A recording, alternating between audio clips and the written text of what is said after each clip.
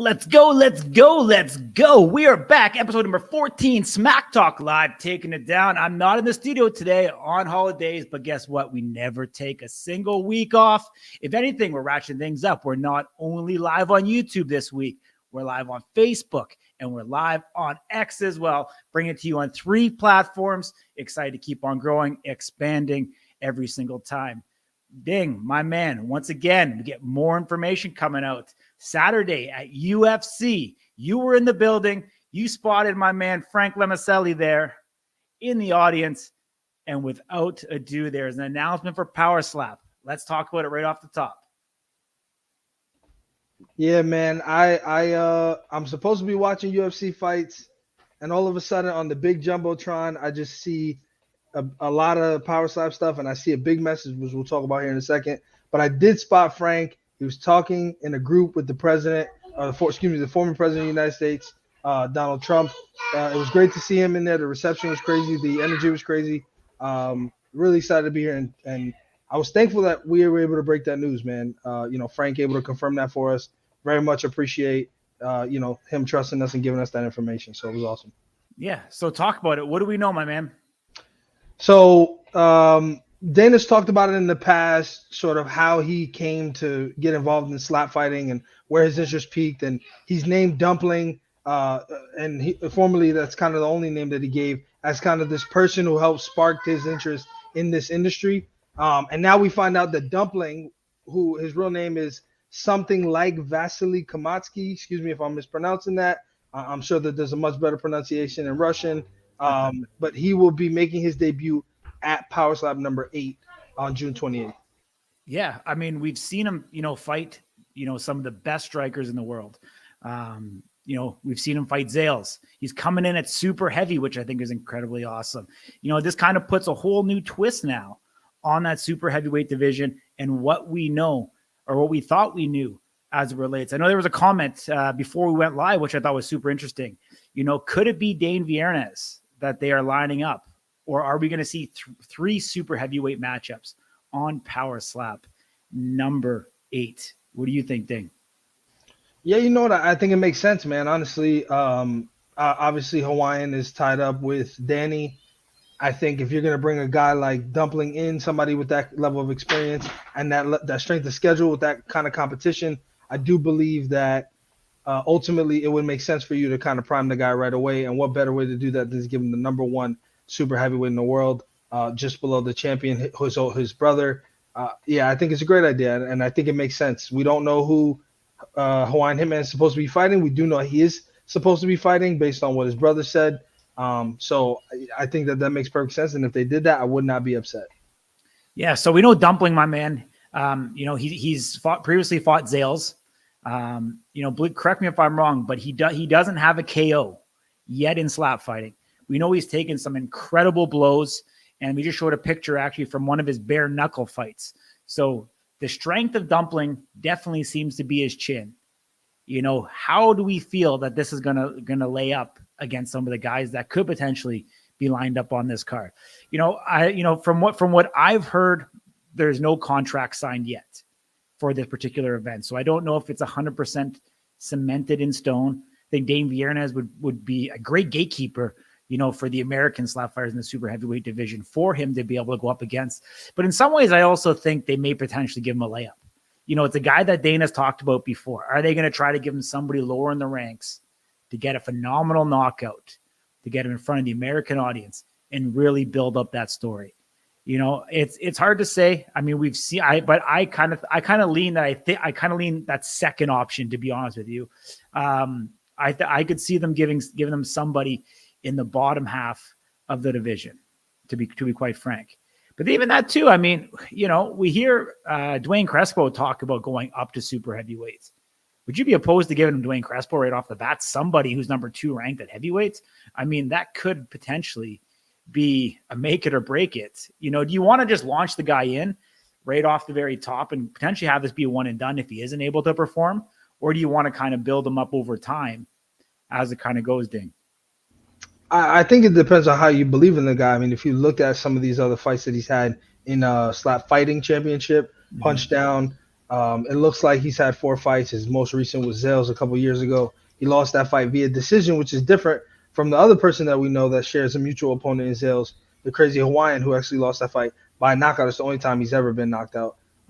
It's actually his lone loss also. So I think when you have that level of that strength of schedule, when you face these guys in the Russian scene, where the rules are sort of, I mean, they're much different, and it's reminiscent of Darius Wolverine, kind of how far that saga went. That's kind of how these guys are doing things. If you look at that fight between Dumpling and Zales, their faces were blown up, right? It was sort of like it kind of was reminiscent of the Soren Kamsa, the baseball face. Zales' face was beat up badly, but he was still out there fighting Dumpling. We don't see that in Power Slap, right? I think we had one instance where that happened really badly. I think that was Wesley Drain, if I'm not mistaken. But aside from that, it's pretty controlled. You minimize that damage. Either they go down or they get hit maximum between 3 and 5 times.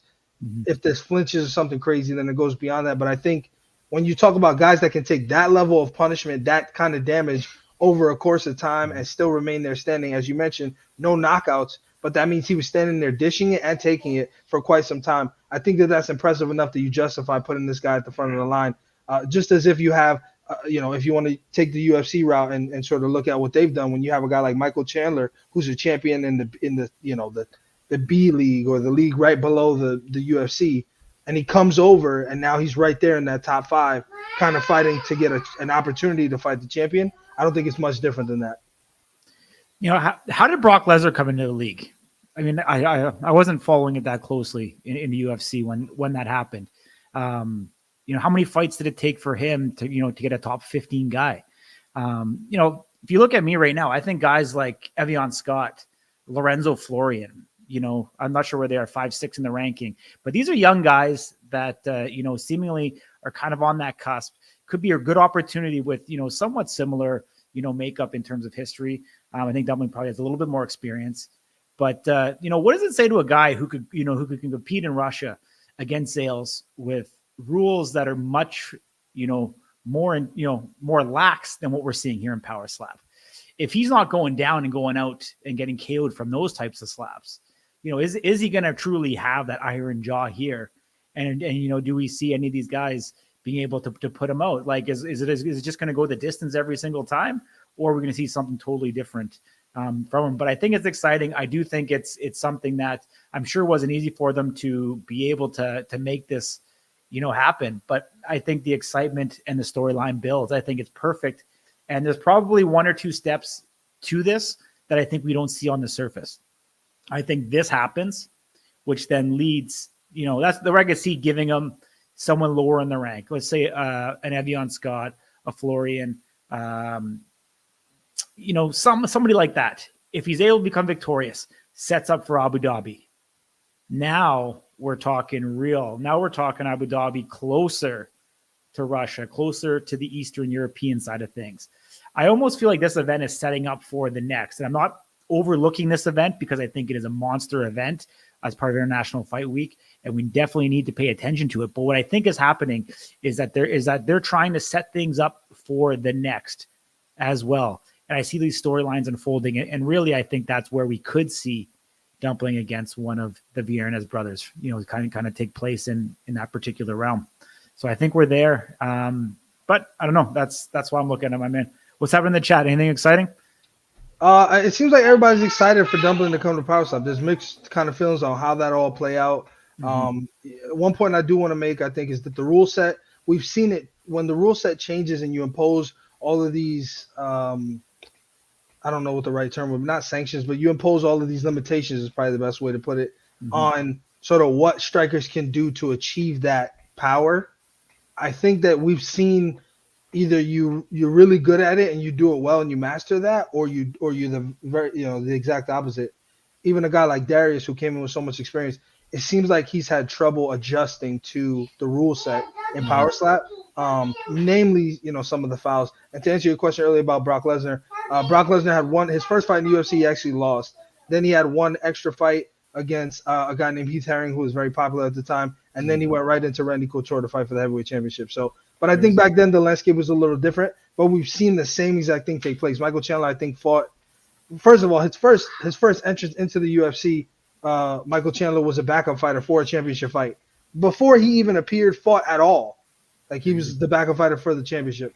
So I think we see this, man. You build equity somewhere else, and they believe in you. And I think a guy like Dumpling is that. And if we were ever to see Zales in Power Slap, which I know the crazy Hawaiian believes we won't because of some questionable, competitive techniques that the guy uses. If we did, I imagine he would be the same way. He would kind of be fast tracked to the front of the line, if you will, to just either prove that he deserves it or prove that he's not cut out for this version of the sport or this iteration of the sport. Yeah. I mean, two things off you said that I think are interesting. I mean, one, Dumpling coming over, I think it shows how serious they are in investing to get the best talent in the world here. I mean, to be able to get a guy a visa to come to the United States, to fly him in from Russia, to put him up, in a hotel for, probably 2+ weeks. I mean, we're seeing a big investment from these guys to be able to make sure that we get the best card. And we're going to get some of the best super heavyweights. You mentioned Darius. Would Darius actually benefit from going up to super heavyweight? Because he comes in pretty much the top of that weight class in heavyweight every single time. Could Darius go up to super heavy? And do you think we could see him have a little bit more success there? Could he go up to super heavy? Certainly. I think the concern that I have mainly with that is kind of power, right? He doesn't seem, just based on who he's fought and what the outcomes have been, he doesn't seem to generate an astronomical amount of power for a heavyweight. I don't know that it would help him at all to go to super heavyweight. I think he'd probably have more trouble in the power department. And I just don't think that that's what we want to see, right? We think bigger boys, we think better outcomes, more exciting fights. And to be frank, I mean, generally speaking, that hasn't been the case. It's actually been the lower weight classes that have more excitement than the bigger ones. And I think everybody would assume it'd be vice versa. Another point I wanted to touch on that I think you mentioned, and I think you captured really well, is the story building, right? This isn't the WWE. They don't write scripts. But it is important for you to invest in some level of a story and help articulate that to your audience. I think that that's what we're starting to see here, where you're going to have this guy who's going to come from another place that doesn't speak, if any English at all, not a ton, and you're going to end up having to figure out what to do. Absolutely. You have to have that translator there. But we're going to bring in a guy who I want to get on the show for a little while here. I mean, obviously we had the Great Middleweight Debate. We support the guys that support us. We see what this guy's been doing. Very unorthodox, but he's definitely making waves. He's catching our attention. So what he's doing is working. We're going to bring in the Chin Reaper. We're going to talk to him. We're going to see what's all about the man behind probably some of the best covers that I've seen.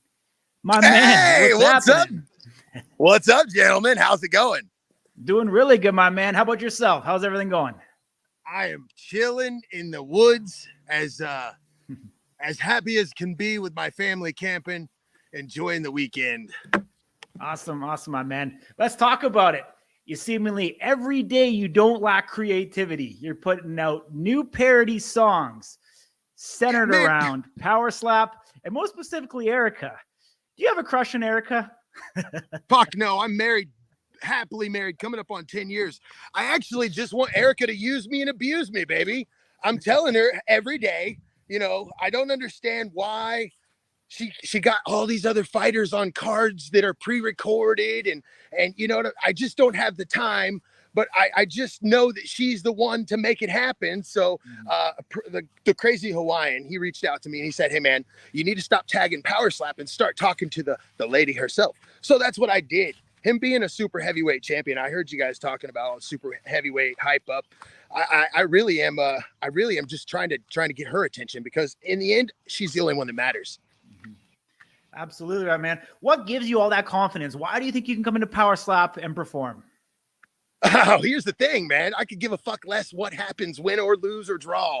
I'm just trying to get some eyes, and to be honest with you, I'm trying to have some fun. And I feel like this is a good way to build some good, solid friendships. I've had my ass whooped my whole life. My father is 450 pounds and has been since I was 8 years old. That motherfucker knows how to hit probably just as good as anyone there. So if I could take a shot from him, I'm looking to have some fun, man. So, in all honesty, I'm not coming for a championship belt. I'm coming to get my bell rung, and I'm coming to take some chins. Literally could care less about the top 5. I don't care who they put me against. I just want to have fun. Yeah. I mean, let's talk about it, man. I mean, because a lot of people and maybe some of our viewers don't know if they don't follow you on social, but you did get that call. You had a contract. Life came in the way, and it takes a big man to do what you did. Explain a little bit, because I want to, give some props to the people that don't know. Okay, so I'm a father of 7, first and foremost. I had a child at 17. That child, her name is Bella. She graduated last August. And since the age of 2 years old, okay, so fuck it. I'll put it out there. I stepped away from my kid whenever she was about 6 months old. Me and the mom got into it. Her mom was like, you better not fucking talk to my daughter. She was 16. I was 17. It was a scary situation. I burned out to Arizona. Dude rolls in. Awesome guy. Plays the role of stepdad for the last, 16 years. And I've always been so busy being a timeshare sales representative. I've never had time to go to her baseball games, her basketball games. Fuck, dude, I coached her football game and was only there for half the games. So I couldn't let myself let her down one last time as a child. So I had to show up, because in 20 years, she's going to matter more than Power Slap. To me, anyway, in my heart. That's why I did it. So yeah. So it was her graduation, right? What's that? Yeah, it was her graduation. I made it up there and everything. It was great. Awesome, man. Awesome. Yeah. I mean, I'm sure long term. I'm sorry. I'm sure long term you're not going to regret that decision. Obviously, you're back in the seat trying to get that contract again. Anybody you want to call out specifically? Well, man, I've got some really cool friends that I've actually made through this thing, and I'd really like to test the chins of these friends, or even if they're snakes on the outside, they're showing friendship on, what I'm saying? I just like Amir. Like, let's talk about him and his baby announcement. I think that's amazing. He's having a kid, but I think he did it all wrong. He should have left Power Slap out of that shit. So yeah, I'd like to call out Amir. Let's call out the little 170 pound fucking potato head, little Sean Kilmartin. I know they've got the money to fly him back over and waste their time just to have him sleep again. Who else would I like to fight? Fuck, give me anybody. To be honest with you, it doesn't matter. All the money's going to the Muscular Dystrophy Association, so I don't need none of the money. I just want to fight anybody. It doesn't matter. Get me on a card. Awesome, my man. So did you just announce it and say if you get on a card that you're going to donate your check? The whole entire fucking thing. The whole entire thing. So my mom and my brother both suffer from muscular dystrophy, and it's affected them the whole lives. I've got money, man. I'm not worried about money. I just want to show my kids that, you can chase your dreams, and it doesn't have to be driven by money. So yeah, I'd like to donate my entire proceeds, win, lose, or draw, doesn't matter, to the Muscular Dystrophy Association, in honor to my mom and my brother. That's amazing, man. Honestly, dude, definitely admirable for sure, man. I can't say I've ever heard anyone Power Slap, take that level of dedication, not only to his family, but to a cause that's greater than himself. Ding. And you want to jump in here? Yeah, here, my man. Reaper, thanks so much for coming on, man. It's nice to meet you. You touched on it a minute ago. You talked about being a timeshare salesman.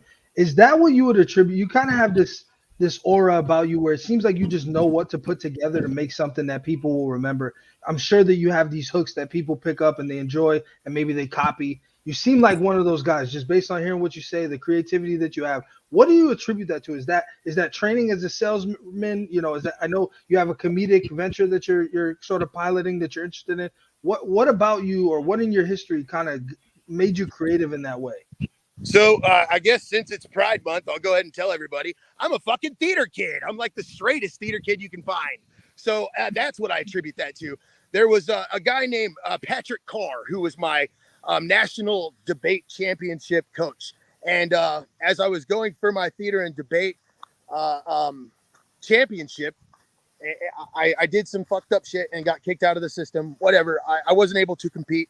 But I attribute all of my outrageous personality to basically him and the WWF whenever I was a kid, man. That's it. But it's great to meet you too, man. For real. I cannot wait to slap some fucking cheeks for you guys. Even if it means I go to sleep. Nobody's afraid to go to sleep, bro. We do it every single day. And if you don't, you're a fucking tweaker. Oh. We're good. Have you considered? Are you planning to attend Power Slap 8? Oh man, the tickets are just getting cheaper and cheaper and cheaper. But like I said, I got a half a dozen kids, so the plan is to attend Power Slap 8. My wife's birthday is 2 days before that. I'm supposed to go down there and hang out with Marcus Deegan for a little bit, bring some pickles down for those guys. You might see some pickles and pup stuff on the crazy Hawaiian. Who knows? But yeah, I think I'm going to be down there, man. As long as everything works out great here, like it has been, I should be there.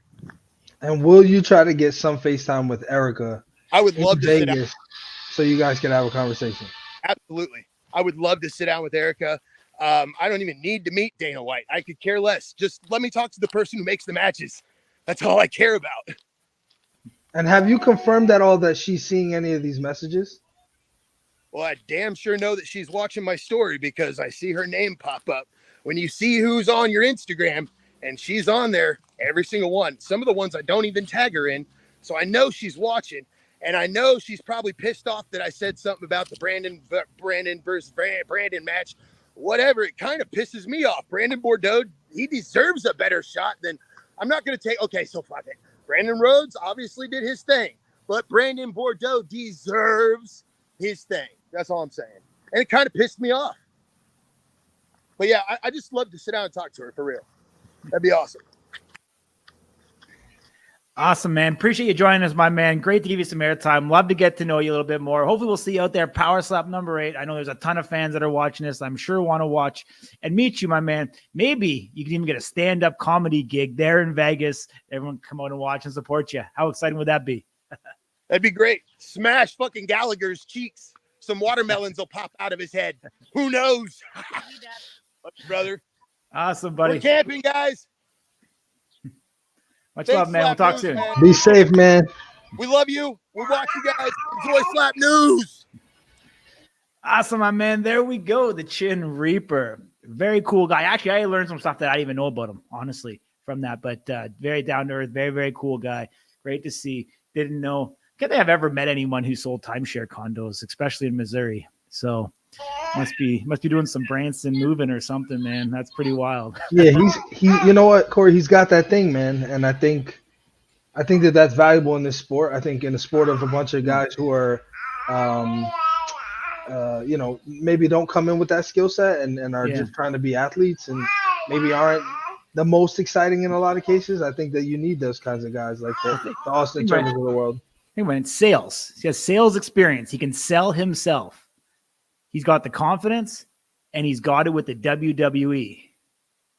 And he's, that's where he's learned it from. Makes a lot of sense of what he's getting around. You watch his videos, he doesn't care. He's doing it for him. Doesn't care who's watching. I think it's exciting. I think the sport needs more of that, to be honest. And I think we've talked about it before, more of the personality, people getting out there. Will he get his shot? I guess time will tell. He seems to be training. He seems to be pushing hard. We've seen Power Slap give people second chances when, matches and stuff, when life gets in the way and they aren't able to make matches. So I think there's definitely a great opportunity. Season 3 filmed, we're, unconfirmed of when that is going to come out. We've heard some rumors and speculation that it is going to be this summer. So potentially we'll see it, sometime in July. And who knows, does a guy like Chin Reaper have to wait for season 4 before something like this happens, or will he get in advance? We still don't know how the whole matrix is going to go. We've seen Power Slap 6. We've seen all the live fights. Power Slap 7, they went back to some pre-tape fights and released them on Rumble as they did originally. I'm not sure they had the same success as they originally did. So it seems like they're changing up a little bit their distribution strategy of how they're getting these matches out. We don't know until the full card seems to come out. The press release that was released from Power Slap and Fontainebleau said that the remaining fights will be released in the coming weeks. So that's all we know at this particular moment. And we don't know how many live fights we're going to have and if they're going to have any tape fights going on. But, the way that Dana spoke at the last, press conference in talking with the Fertittas and having to put on more events and being able to, make this role. And we kind of touched on it a little bit, during the Great Middleweight Debate, around 200 strikers under contract. We get, anywhere from 16 to 24 strikers on a card every 8 weeks. So we're getting like 1/8 of the actual roster in. How can they get these guys more active? How can they grow that fan base? We know Dana talks a lot, even about the UFC, of getting the show on the road This is another step of getting on the road, getting production in a facility outside of your own that you don't control all the variables in. Now we're getting the live audience part. We're getting, even just selling tickets. What price point to get tickets out at is something that they're learning. How to logistically line everything up, the production, the walkout, the lights, the video screens. Obviously, they have experience from the UFC in regards to doing that type of stuff. But being able to do it with this product, getting it out there, having it all flow, we really think by having people see Power Slap live, it's going to build a whole another level of hardcore fan. Because, you ask anybody who's been there, and it is a wild experience to be able to see that through and through. So, we're excited for it. We're excited for everything that is obviously to come. We see things keep starting to ratchet up a little bit more and more. Right now, Vern Cathy, Austin Turpin. We haven't talked too much on this show about that fight. But, that light heavyweight matchup thing is truly, to me, something that's very, very exciting. And it's no shade to Wolverine, but I actually think Austin going up against Vern it's just something unique and it's different. And this actually has me very, very excited. I think it's almost one of those things right now where could be Vern's biggest opportunity of his career, because obviously a victory gets whoever wins this is going to get Wolverine. But for Vern Cathy, with where he is coming off back-to-back victories, I think he's primed and ready right now for this moment. And it could be the biggest moment of his entire career should he become victorious and be able to move on. Austin Turpin, him, and Vern going back and forth on social, playing into it. We do have, I believe, is it releasing tomorrow, the Vern Cathy interview? That's correct. There we go. The Vern Cathy interview is coming out tomorrow on our YouTube channel. Probably what time are you doing, Ding? 1 p.m. No, I'll do 1 p.m. You'll do 1 p.m. So 1 p.m. it'll be released. Vern talks about some of the things that he's going to do going into this. And it's going to be fireworks the entire way through. The war of words have already started. If you're not following both these guys, Austin Turpin and Vern Cathy, you got to do so on Instagram. It's quite comical across the board. And Austin Turpin is working. We know he's down. He's working. Flat out, it's anytime you miss weight, it's not a good feeling. There's definitely repercussions for it. Doesn't have a chance. He could be the title holder right now, but he isn't. Whatever financial concerns kind of come along with that. But I think it's important that he's going to come back, be refocused, because I think he knows as well that this needs to go well for him to stay up there and relevant. Otherwise, it could be a bit of a long road, because we do know guys like Russell Rivera are sitting there chomping at the bit as well, trying to get a title shot. So, Ding, where do you think we are? Vern Cathy, Austin Turpin. How do we kind of see this from both fighters' perspectives? Yeah, I think ultimately there's a lot on line for both guys, right? We all expect that third fight to happen because Austin Turpin was able to get it done in that last one, but there's some controversy there. So you can't be sure that Austin Turpin wins that third fight because it wasn't at the prescribed weight. He lost at light heavyweight against the champion. He won at heavyweight against the champion of light heavyweight. So now they do a third fight. You don't really know which way that's going to go because it kind of throws you for a loop. We expect that fight to happen. Now you got Vern Cathy in the mix, who can completely derail all of this and sort of throw a wrench in the mix, so to speak. And so I just think Vern has an opportunity to make himself a massive star here. And there's a lot of questions. Can Turpin make 205? Will he make 205 on June 28th? I believe, if I'm not mistaken, which I very well could be, I think Turpin's the first person to miss weight in Power Slap.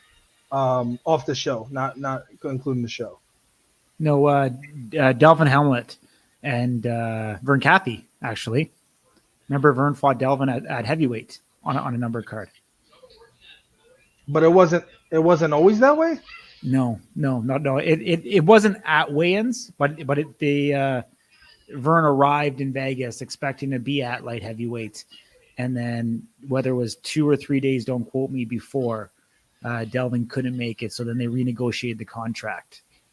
So Vern Cathy's been involved in this, have seen this happen before. So just funny how it all kind of entwines together. Yeah, Vern seems to be the nexus for involvement with guys that have weight misses. Yeah, and we see the talking of Turp online from time to time, but I think overall the guy's been pretty quiet, if I'm being honest. You know, I don't know if that means he's locked in. I don't know if that means he's nervous. I don't know what that means. I hope that means he's doing what he's supposed to do and he's focusing. You know, obviously we'd like to hear from him and get an update on what's going on. Yeah. So yeah, just to talk about the comment here from our man who's a loyal supporter of Slap News. So Helmut missed weight on that fight, and then they knew in advance. So Vern missed weight because he had to actually get over that minimum. Because if they bump the fight up to heavyweight, they won't allow him to fight under the light heavyweight cap. So he had to go and eat to be able to make the minimum weight for that particular class for it to happen. But what do you think about this? I disagree on that. Kathy has more questions than Wolverine. I think I'm confused by that question. I mean, it depends on what you're asking. Are you asking like as far as the chin goes?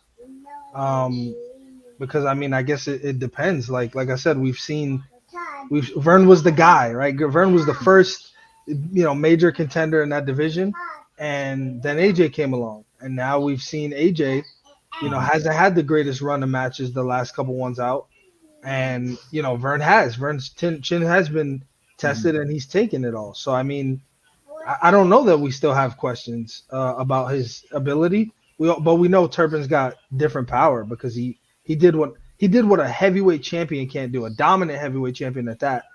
He knocked down Wolverine one time in the final round. Turpin did it twice, and once it was early. So, and he was he weighed less than DeBell comes in at. DeBell usually comes in at high 30s.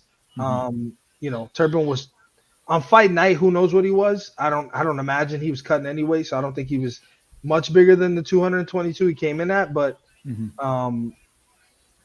Wolverine was always, even at heavyweight, he was at the low end of the spectrum. Totally. So I just think it's impressive what the guy did, and I think you should give him credit for it. I mean, it was a big guy.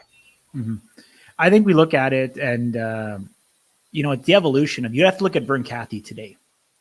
Vern Cathy came in, was on the show. Power Slap 1 was very different. I think Vern has learned a lot, and he has had the evolution.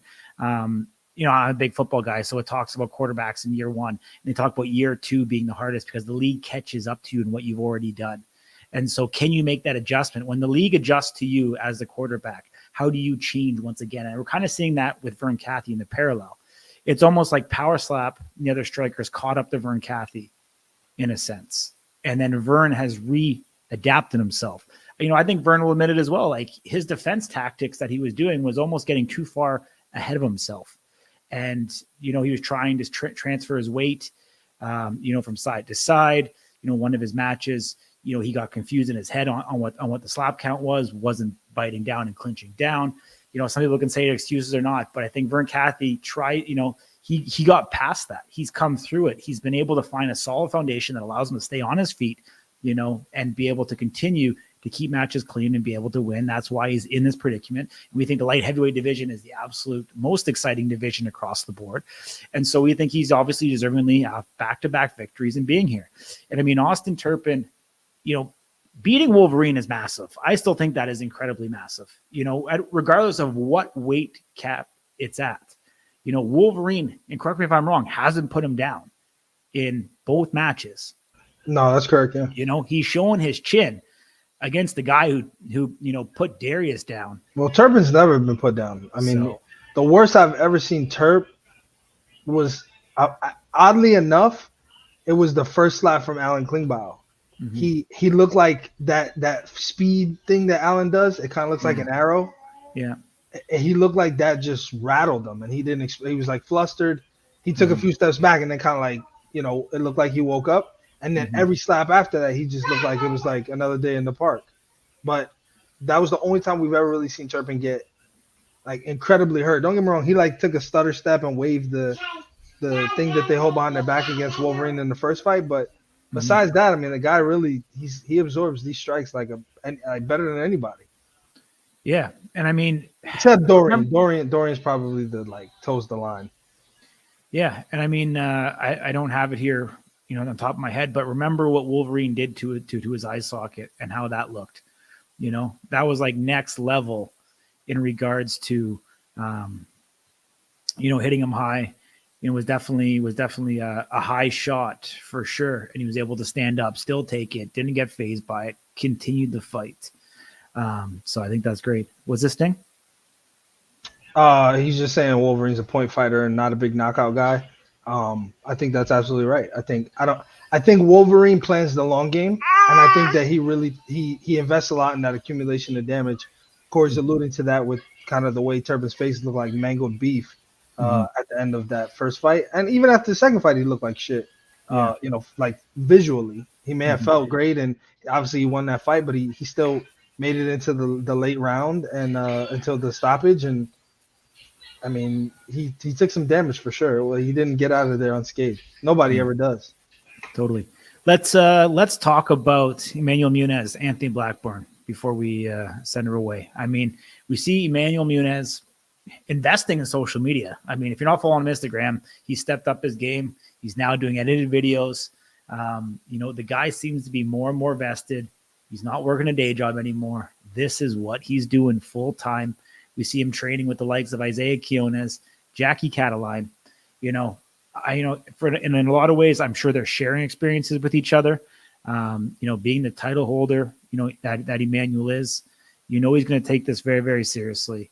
Being that 170 champ, he definitely wants to, maintain and retain, the belt that he has. And we've got a surging Anthony Blackburn coming in after that victory over KO Chris. Is that spotlight thing going to be too bright for Anthony at this particular time?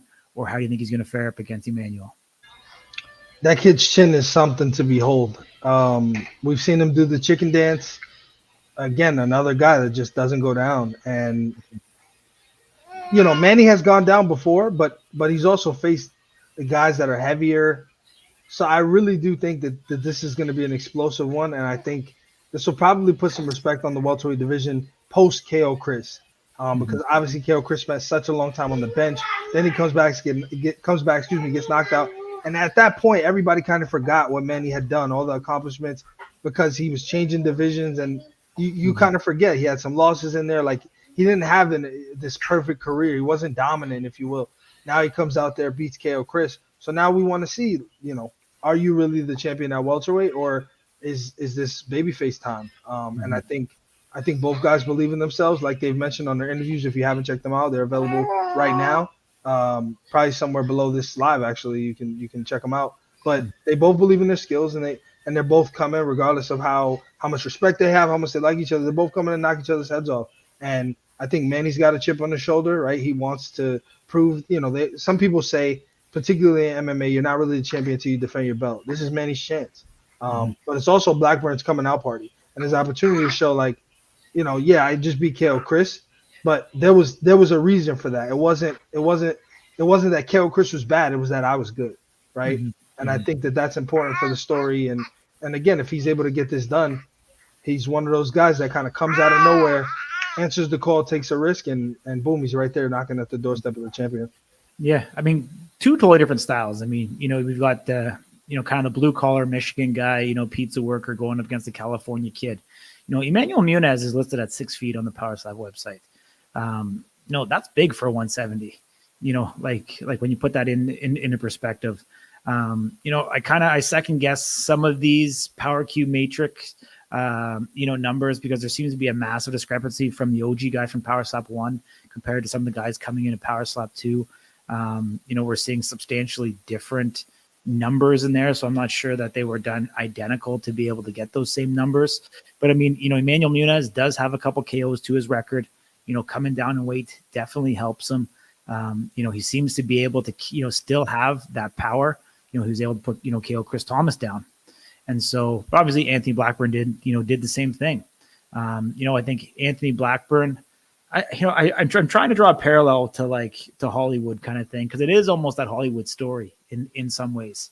Kind of like that Rocky Balboa type of thing. But I mean, obviously not exactly identical, but kind of get those two kind of contrasting styles kind of squaring up here against it. And I mean, I'm excited for this one. I think obviously this match in particular is going to be one that we're watching very, very closely. It's definitely adding some excitement to the 170 division. And as one of the comments says, we still got Jewel Scott sitting there in the ranks. And obviously Jewel Scott's kind of been bouncing around, one of the OG guys also. But this match definitely is going to allow us to see, can Emmanuel, like you said, defend his belts, make it true, or is Anthony going to continue to go? Because I think Anthony was the shot that put Chris down. It was probably almost as technically sound of a slap as you can get. I mean, it was very, very accurate on the button, put him away. I think regardless of who was on the other end of that one, that person was going down because it was a beautiful slap to behold. So awesome, my man. Anything else in the news this particular week? Anything that you've seen from guys on social? Anything that you want to comment? Nothing crazy, man. I think I don't know if I don't want to overspeak here, but I think we have something brewing that the fans will like regarding some of the super heavyweights. I don't know if you want to talk anything about that. Yeah, I can for sure. I mean, if you watch our show, we'll give you some extra bonus tips, but we are going to have a great super heavyweight debate.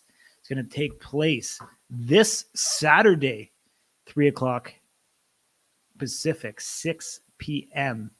on the East Coast. It is the 8th, June 8th. We're going to do the super heavyweight debate. We are going to have the champion, the Crazy Hawaiian. We are going to have Danie Van Heerden, the contender, there as well. We are going to have Lorenzo Florian.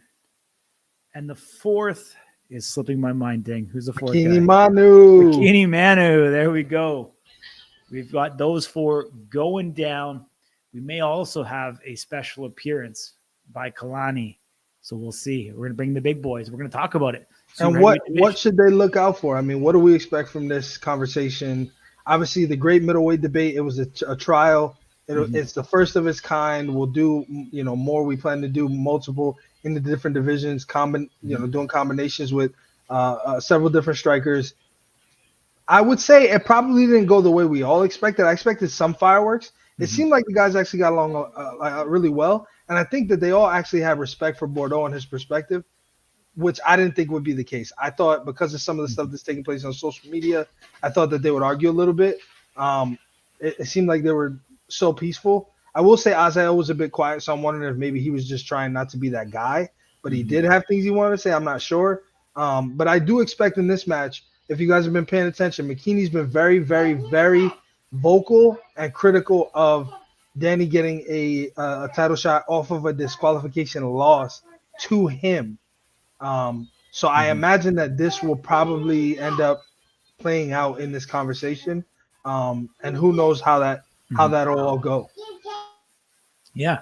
I mean, we've got the Crazy Hawaiian. We've got Danie Van Heerden. We know the fireworks are going to go off between those guys. We know the confidence, the aura, everything that those guys have. They both believe they're going to come out of this victorious. So that is going to be on the map. We also know Bikini Manu has had some words on social. He believes he should be the one that is there for that title match. So we know that's going to go into the mix. We're going to hear what the Crazy Hawaiian, and we're going to think what Danie thinks of that. And we've got Lorenzo Florian, who is the young buck in the stable, still very much, unproven, I think, to get in that top half, but we know he is going to have a lot to say. He's been saying a lot. Super excited to have him. Kalani is just dealing with some things personally. We're trying to give him his space right now. If he's able to make it, it would be incredible and it'd be amazing. Chart, he's saying it, so we can talk about it here. Chart's manager, if you haven't seen on social, is from Punisher. Made a really good announcement. Chart is competed in a previous slap organization in South Africa. His manager made an announcement that he was coming to America to take part in Power Slap. He's confirming it here right now in the comments live that he is coming to the USA. So for those who are wondering about potentially a third super heavyweight matchup, check out my man Chart. He's going to be coming over super heavy. Things are going to get exciting. The super heavyweight debate. We're going to talk about Chart. We're going to talk about Dumpling and those guys coming in. Maybe we'll find out. So appreciate you all for watching, whether you're on YouTube, whether you're on Facebook, whether you're on X. Keep on smashing it. We're coming in. We expect the new card or the remainder of the card for Power Slap 8 to be announced probably within the next 5 to 7 days. And of course, Slap News will be working hard to bring you all the latest interviews, up-to-date coverage and behind-the-scenes interviews and all the shenanigans from Power Slap number 8. Appreciate you, Ding. All the very best, my man. Once again, another great show. Let's keep on fighting.